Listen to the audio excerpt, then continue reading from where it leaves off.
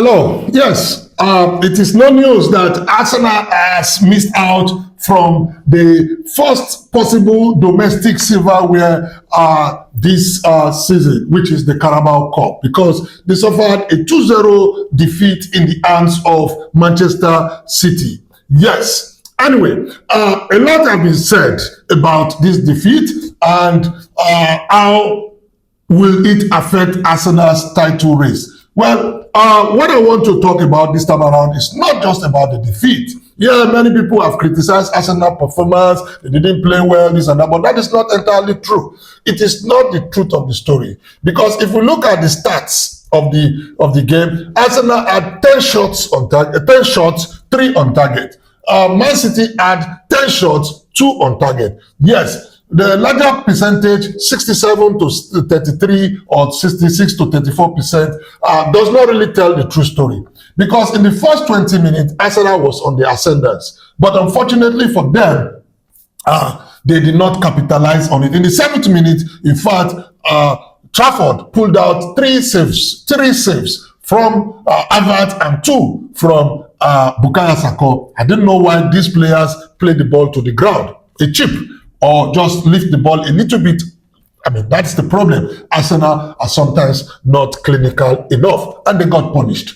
Well, what I want to talk in this analysis is basically how Kepa really fumbled. And I will tell you, it was Kepa's Ola that really changed the game for Arsenal. Yes, true to it, Arsenal came out in the second half a little bit naive, and Man City took advantage of that and we are pressing. I think Guardiola saw that Kepa, I don't know whether it was time wasting. Many times he was with the ball and he could not pass the ball. He was just holding, and you will see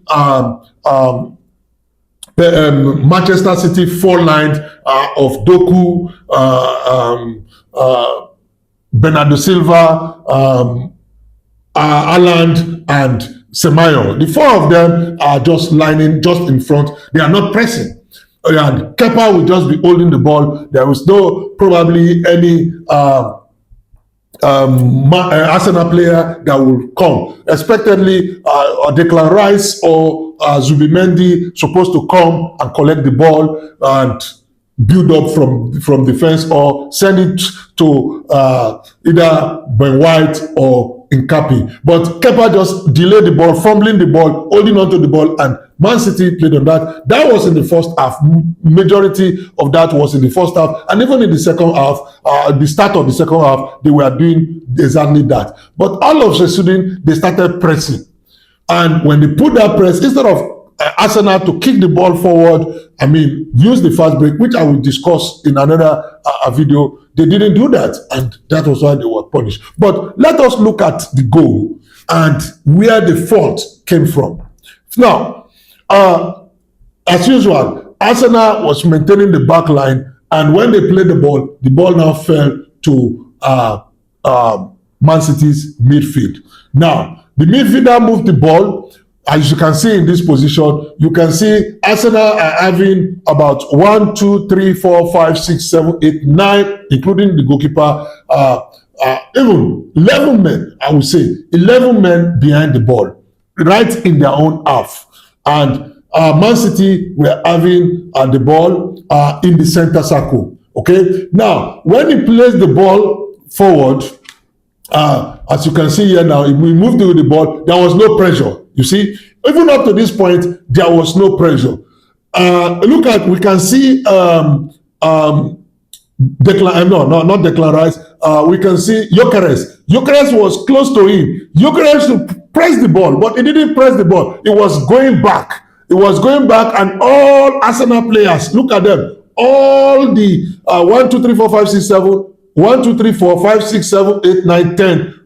Including the goalkeeper, were all drifting backwards, inviting it. And he went with the ball, he moved the ball, he continues to move the ball, he dribbles his man, he dribbles the second one, and then he moves again, dribbles the third man, and what did he do? He sent the ball again now to Doku. Now clear the ball, then Saliba head the ball out. Okay, now this is it. it is more like parking the bus. Now the ball now fell back, came back to this player. Now look at the position of the goalkeeper. Wrong position, because there are two men close to the ball. He was now outside. I mean, on the far end of it. He should have been close, moving close to the edge of the 6-yard box.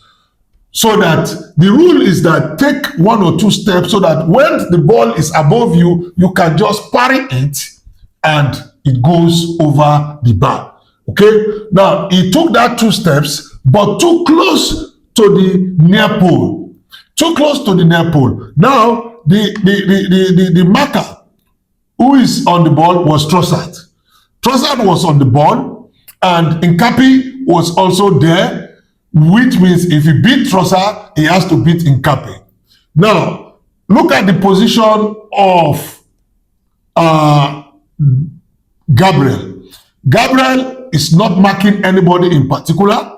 He's in no man's land. Look at Zubimendi. Zubimendi is not tracking the run of Semenyo. Zubimendi should have been the one tracking Semenyo, or allow Gabriel to track Semenyo while he pulls back a little bit closer to Haaland. Now, look at Saliba. Saliba is more or less marking 2 players now. He's there marking Haaland and Aureli, the scorer of the goal. Okay? Now, the cross was more like a chip. Now, the ball went wide to the right back of Manchester City. He now got the ball. He to Bernardo Silva. He controls the ball. He now sends it now. And look at it. Again, in this occasion, Kepa is still standing in that edge of the box. The same replay of what happened in the first instance. He was still standing. Now, on this place, you can now see that Gabriel is in no man's land. Saliba is supposed to be tracking Haaland, which he did right. Okay. But where's Ben White? Who is Ben White holding? Who is Ben White tracking? Nobody. He's in no man's land. He's now leaving his defensive duty for Zubimendi, who is a midfielder. Zubimendi coming all the way from the midfield. And this is a taller mismatch already, because Oleri is taller than Zubimendi.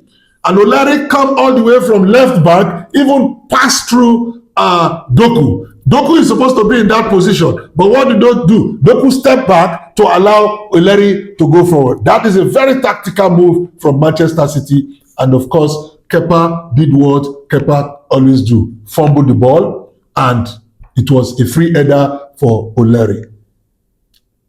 Here we go. Here we go. Empty net. Okay? So that is the first goal. You can see how the play and Arsenal's defense cost this first goal. Yeah, absolutely brilliant. Little work, and that just drift across. The goalkeeper gets under it slightly. You can do that in big games. And it's from the opposite side. Nico O'Reilly comes forward. He's challenged a little bit. The ball bounces in front of him, and he just heads it into the net. The whole bench. Now let's look at the second goal. Let's look at the second goal. And which came just few minutes after the first goal. Okay? Now, the ball was with Doku. Now, look at this position of Arsenal players. They have 5 men in the box. 5 men in the box. Okay? And they're all standing, not really putting pressure on the player. Now, he goes, and what did he do? He tries to dribble them, he dribbles them, he brings the ball out, he now sends it wide. Now, look at, in this situation, there were 1, 2, 3, 4, 5, 6, 7, 8, 9 men behind the ball, including the goalkeeper. The ball goes out. Trossard, what is he doing? Press out. He's supposed to close the player quickly, because the ball is outside the box. Okay? Where is Nkape? No man's land. Nobody found Nkape there. Look at Gabriel's position now. Okay? Nkape is now coming in. Nkape is the one standing. This is complete defensive indiscipline. Nkape is the one trying now to mark Haaland. Trying to mark Haaland. Okay? And then it goes, look at White. Where is White? White is now going to the edge of the box, chasing Doku. Okay? Now, once again, look at where Oleri is. Okay? Oleri at this point is still outside. Right outside. And where is Saka? Saka, once again, also is in no man's land. Now, the guy gets the ball. Now, he gets the ball. Now, he gives it to, I think, Rodri. He has a man to beat. He cuts it back to him. Then, now, look at the positioning now. They have completely destabilized Arsenal's defense. This is the Arsenal's defense that has received so many credits. And this is where we miss Raya. This is where the body language of the players showed that they never supported Kepa. Because one of the things that Raya does well, which many people did not know or do not give credit to him, is he knows how to organize his defense. He talks, he tells them where to stand. But Kepa was just, and again, Kepa is still at that same edge. Look at it, 3 balls now. 3 instances now. Look at Kepa's position. If I were Kepa, I would have been at the center because 2-3 of my players are already closing the ball. Now, when he plays the ball, makes the cross, you see Kepa is no man's land. He's now trying to go back. Rather than him, the ball is on the edge of his 6-yard box. This is where Kepa should have come out and attacked the ball himself.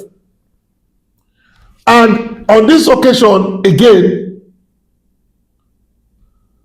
the ball pass and Nkape mismatch. Saliba couldn't also match his player, mismatch. And has already gone past Saka, another mismatch. You understand me? So, what happens? Free header again for O'Reilly. Poor defending. Very poor defending. So, easy win, easy goals. And those were the 2 shots on target, and those were the 2 goals. And that moment where City dominated, they scored their goals. They took their chances. And these 2 goals for me were completely on Kepa.